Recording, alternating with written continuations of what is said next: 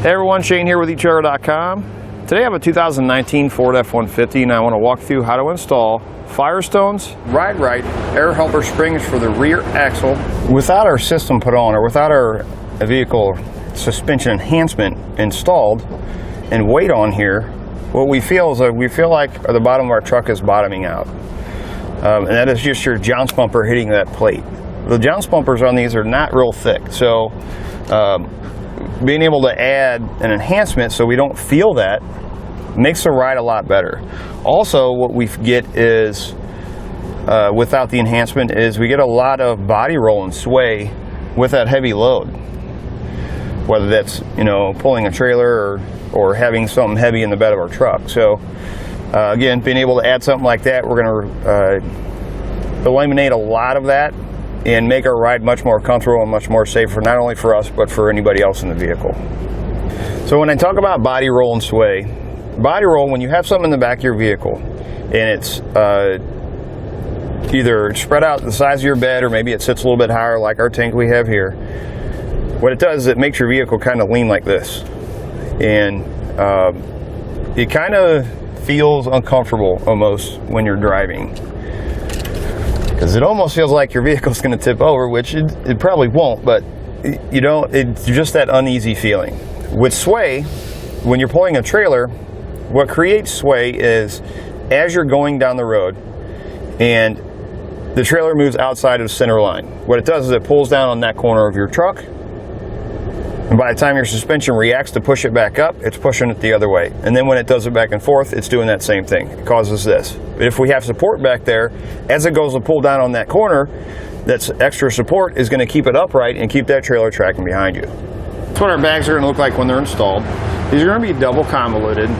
What it's going to look like, it has two bags stacked on top of each other. And what it actually is, it's one bag with a steel band in the middle. The purpose for that is, if you have a single bag, when you let the air out of the bag, what happens is that bag potentially overlaps itself. That creates a soft spot in the bag and wears out.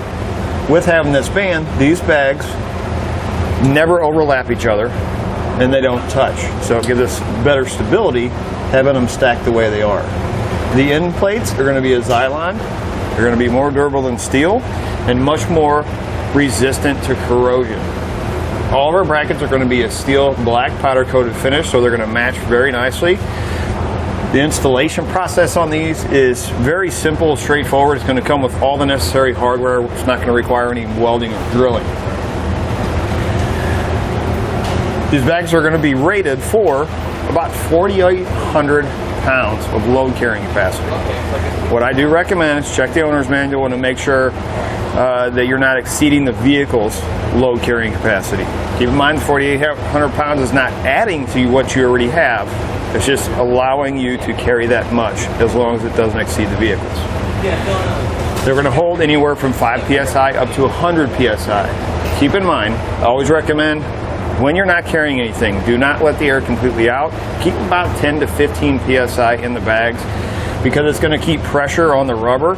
If you don't have pressure on them, they get real soft and they will tend to dry rot and kind of crack a little bit. As long as you keep pressure in there, you shouldn't have that issue. Adding a suspension enhancement like this is going to allow us to get our vehicle back up to that normal ride height while we're carrying a load. It's going to bring the front of our vehicle back down where our headlights are facing the ground instead of up in the air. It's not going to affect our steering, our braking, and our tire wear. Now, if you want to make it a little bit easier on yourself, where when you are putting a load on, you carry the same load all the time, there are different compressors that you can buy. You can buy dual compressors or single compressors, so you can control it from the inside of your vehicle. You can find all those here at etrailer.com.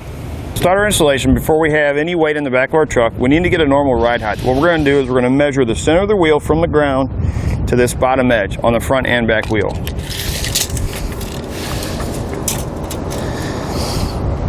The back, we're at about 40 inches. Let's go ahead and take a measurement of the front. Here at the front, we're at about 37 1/4. The reason we want these numbers is so that when we add weight onto the truck, we can add air into our bags to get us back up to that normal ride height.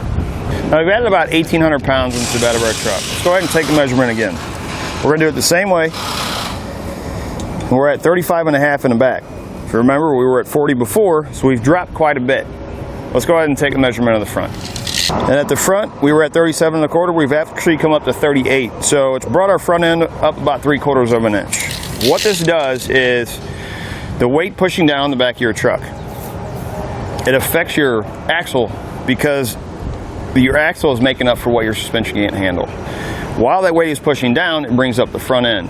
That affects your tire wear, your braking, your steering, and your headlight aim. If your headlights are aiming not at the ground and up in the air, then it makes it hard to see. Braking, it makes your braking lighter because you don't have as much tire touching the ground now. Before you get started on your installation, it's a good idea to go ahead and remove your spare tire and your heat shield. It will help make the installation a lot easier. We're going to start getting our bag set up. One side's going to have 2 rubber plugs on it like this, and this plug here. Go ahead and pull them out. You're going to have a bracket that looks like this.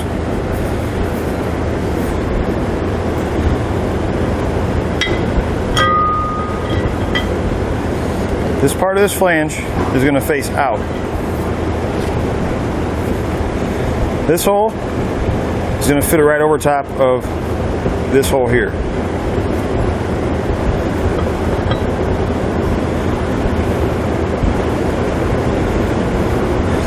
We're going to have 4 holes in it.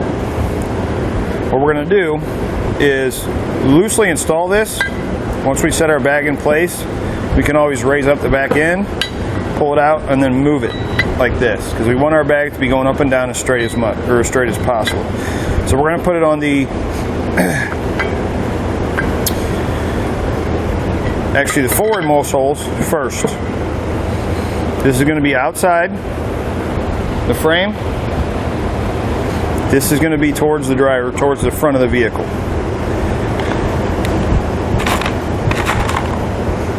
You're going to have a 90-degree valve. It's like this.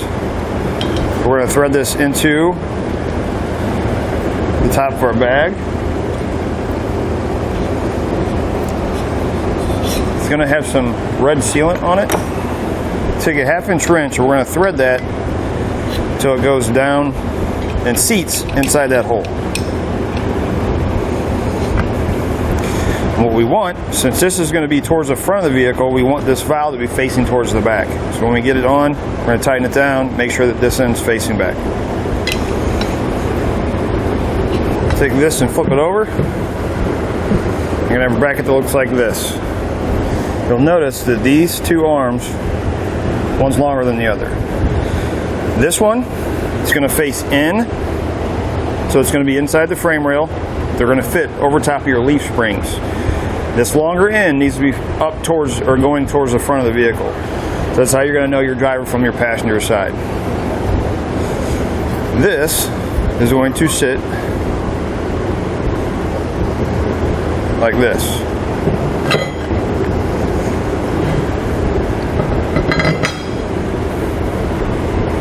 So this flange is on the opposite side as these. You have a bolt that looks like this. It's got thread locker on it. We're going to put this in. We're not going to fully tighten it.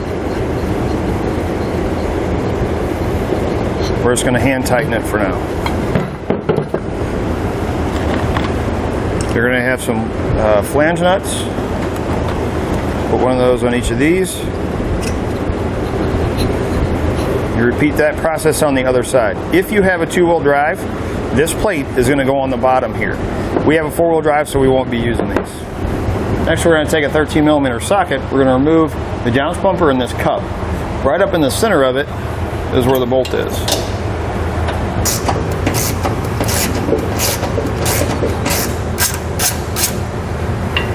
This bolt that runs up to the center, we need to pull it out because we're going to be reinstalling it. We're going to do that same thing on the other side. We're going to take this bracket. This edge is going to be on the outside of our frame rail. We're going to line up this hole with the hole where we had our Jounce bumper. We're going to reinstall the factory bolt that we just removed. And we'll come back and we'll tighten that down. On the inside of your frame rail, there's going to be a large hole. you're going to have two plates that look like this. They're nut plates. Take the end of it and bend it about a 45. You're just going to kind of have to play with it as you do them. You're going to take a hex bolt from the outside. We're going to thread it through to the inside of the frame and into this plate. The plate we're going to slide right in like this. And you're going to repeat the same process for the second hole, and then the same thing on the other side. One thing you want to make sure of, as you're tightening these down, take these brackets and kind of push them up so that they're not touching these lines here. Then you're going to take a 9/16 socket or wrench, and we're going to tighten those down. We're going to take our bag, and we're going to test fit it into place. It's going to sit right on top of our leaf springs. We need to get this down inside. Take the bag just like this. This bracket is going to fit right inside of our frame bracket. 2 hex bolts on each side. We're going to line them up with the bottom 2 holes in our frame bracket. We're going to go from the inside through like that. And you put on a flange nut. We're going to do the same thing with this on the other side of the bag, and then the same thing on the other side of the vehicle. Once you've determined that you have your bag and the correct holes for this top bracket, we're not going to have to move it. Go ahead and tighten those down using a 19/16 wrench.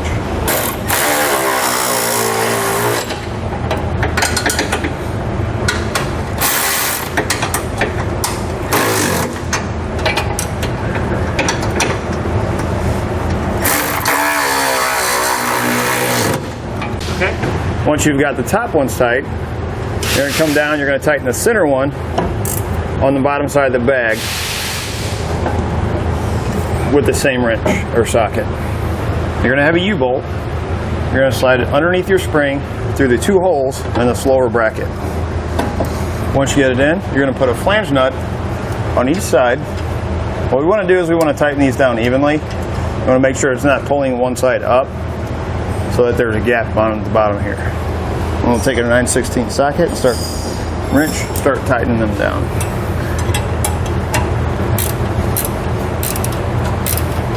Once we're done with one, we're going to move to the one on the other side of the bracket, and we're going to tighten it down. What you want to make sure is that this lower bracket is touching the top side of the spring. So you want to tighten them down enough where it's touching. Once we're done with this, we're going to repeat the same process on the other side of the vehicle. Next, you're going to have a roll of airline tube like this. What you're going to do is you're going to take the 2 ends, put them together, find the center, and cut it in half. That's going to be your airline for each bag coming to the back of the vehicle. You're going to make sure when cutting them that your ends are cut flush. You don't have any kinks or bends in your line. We're going to take this end, or one of the ends, and we're going to stick it right in that air fitting on top of our bag. When you put it in, you want to be able to put it in, you're going to kind of feel it pop for a second, like it's locking into place. Once you get it in, give it a little tug, make sure it's seated in there well. And then we need to take this and run it to the back. We're going to make sure you're staying away from anything hot or moving. A lot of times, there's a hole right inside the frame rail. You can run it right through the frame rail all the way to the back of the vehicle.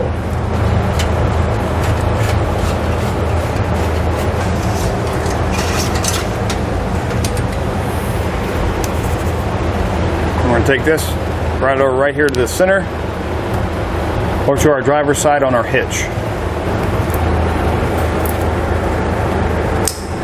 For the passenger side, I ran it the same way, except when I got back here, to get it over here to the driver's side, zip ties that come in your kit. There's factory wiring that run right across the back. Go ahead and zip tie to that. We want to make sure it's going to stay out of the way of our spare tire. Now we can go ahead and add on our valve holder onto our hitch and get our lines cut and in place. You're going to have a valve bracket that comes in a kit like this, 2 large zip ties. We're going to run them through. We're going to put this right on the corner of our hitch like that. Run them over the top and zip tie it down.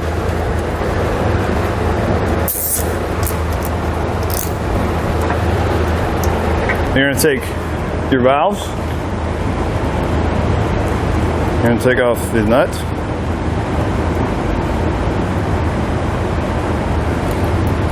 You're going to add on one of the flat washers that comes in the kit. Slide it into place. Put on another flat washer. And then the nut.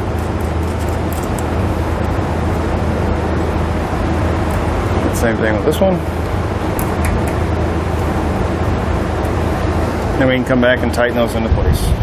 And then what we're going to do is cut our lines down to size. We want to make sure you don't have too big of a loop here where it's going to hit your spare tire. And you don't want too small of one where it kinks it or bends it too much where it restricts your airflow.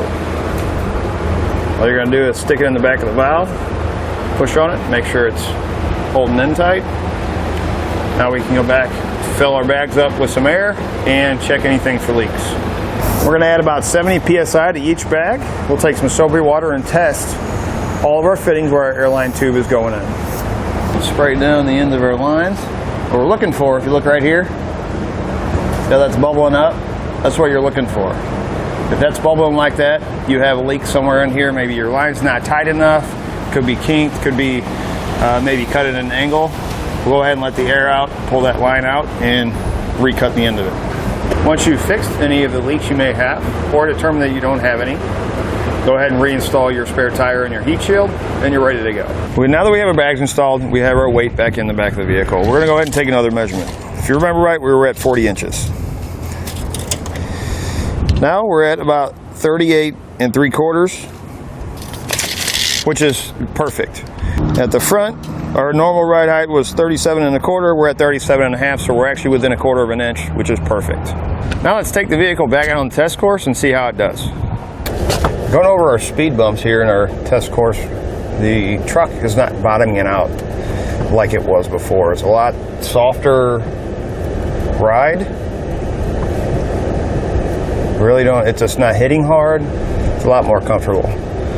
It's going to do it for a look at an installation on the Firestone Ride-Rite air helper springs for the rear axle on a 2019 Ford F-150.